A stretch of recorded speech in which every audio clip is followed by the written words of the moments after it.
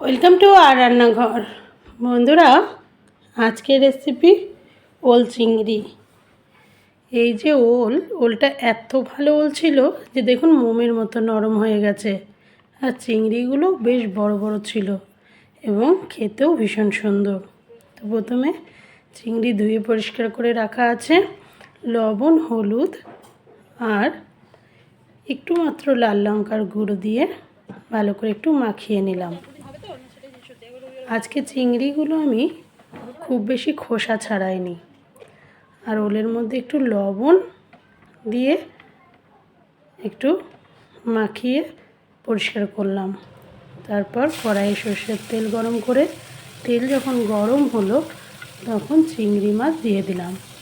একসাথে সমস্ত চিংড়ি দেব না, অল্প অল্প করে ভেজে নেব।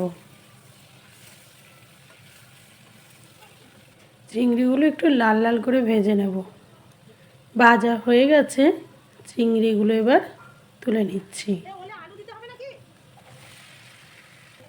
ওই তেলেই বাদবাকি চিংড়িগুলো ভেজে নিয়েছি আমি।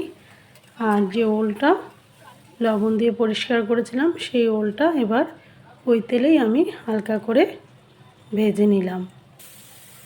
আপনারা দেখলে হয়তো বুঝতে পারবেন আমি কিন্তু খুব বেশি তেল দিয়ে রান্না করি না, কারণ সেটা স্বাস্থ্যের পক্ষে অবশ্যই ক্ষতিকর। তারপর যেমনভাবে ওল কেটেছিলাম ঠিক সেই রকমভাবেই চারকোনা করে আমি আলু কেটে নিয়েছি এবং লবণ হলুদ দিয়ে ওই তেলেই আমি কিছু আলু ভেজে নিচ্ছি। কারণ আমরা যদি বেশি তেল খাই রান্নাতে তাহলে কোলেস্টেরল বেশি হওয়ার সম্ভাবনা থাকে। তাই চেষ্টা করবেন যতটা পারবেন অল্প তেলে রান্না করতে। এবার একটু সর্ষের তেল দিয়েছিলাম, তেজপাতা, 1 চামচ গোটা জিরে, 2টো এলাচ, 2টো শুকনো লঙ্কার ফোড়ন দিলাম। তার মধ্যে একটা বড় সাইজের পেঁয়াজ পাতলা পাতলা করে কেটে পেঁয়াজটা দিয়ে দিলাম। পেঁয়াজটা হালকা ভাজা হয়েছে, টমেটো কুচি দিয়ে দিলাম। টমেটোটা ভাজার পর 1 চামচ আদা বাটা, 1 চামচ রসুন বাটা দিলাম। আদা রসুনের কাঁচা গন্ধ যাওয়া পর্যন্ত একটু নাড়াচাড়া করে নিয়ে লাল লঙ্কার গুঁড়ো 1 চামচ, হলুদ 1/2 চামচ, জিরে গুঁড়ো 1/2 চামচ, ধনে গুঁড়ো 1/2 চামচ আর সামান্য একটু গরম মশলার গুঁড়োটা আমি আগে দিয়ে ফেললাম। দিয়ে মশলাটা কষিয়ে নিলাম।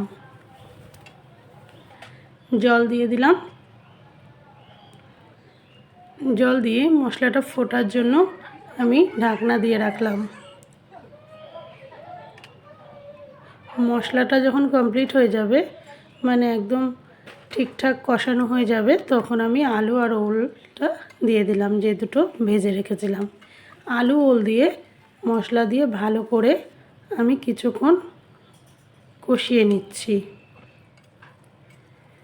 কষানোর সময় আমি 1 চামচ ঘি দিলাম।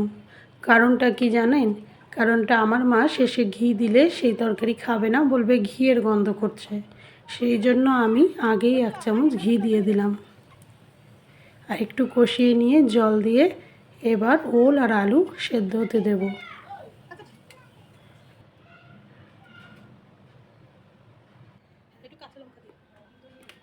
ঢাকা দিয়ে সেদ্ধ হওয়ার জন্য দিলাম। মাঝে মাঝে কিন্তু আমি ঢাকনা সরিয়ে একটু নাড়াচাড়া করে নিয়েছি। আপনারা হয়তো দেখে ভাববেন যে একেবারেই রান্না হয়ে যায়, তা নয়, মাঝে মাঝে ঢাকনা সরিয়ে আমি রান্না করে নিয়েছি। যখন ওল সেদ্ধ হয়ে গেল তখন চিংড়িটা দিয়ে দিলাম। চিংড়ি দিয়ে আমি খুব বেশি নাড়াচাড়া করব না, যেহেতু ওল প্রায় সেদ্ধ হয়ে গেছে। বেশি নাড়াচাড়া করলে ওলগুলো নরম হয়ে যাবে। শুধু আমি ফুটিয়ে নিয়েছি বেশ 3 মিনিট ধরে।